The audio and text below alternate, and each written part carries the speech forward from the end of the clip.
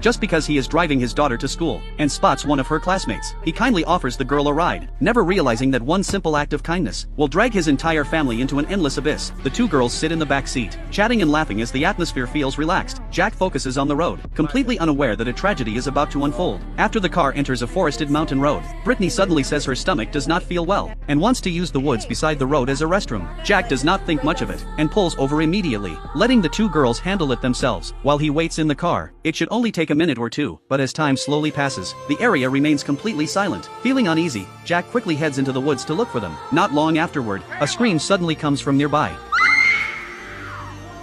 Kayla!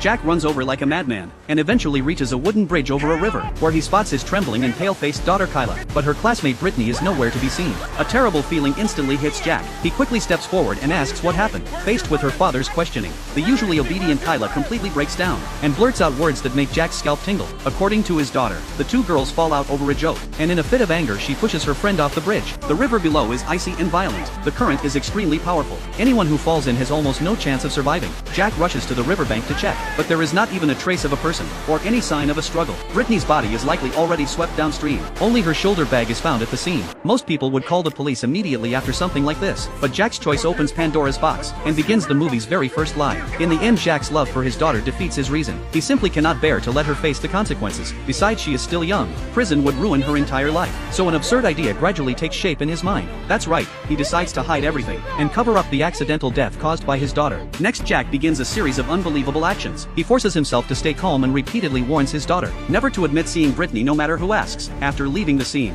Jack makes a second terrible decision. He tells his wife Rebecca everything. He thinks the two heads are better than one, and that together they can keep the situation under control. Yet he never notices that the moment he tells the story, one person's lie gradually becomes a conspiracy shared by two people, turning a small incident into a massive case beyond control. Rebecca reacts exactly like many mothers would. She does not stop to think rationally, and never considers calling the police. After discussing it at home, they decide to keep their daughter out of school for a week, and deal with everything else later, to completely cover up the incident. Rebecca even burns the clothes her daughter wears that day, but from that day on, she wakes up every night terrified by visions of Brittany's body.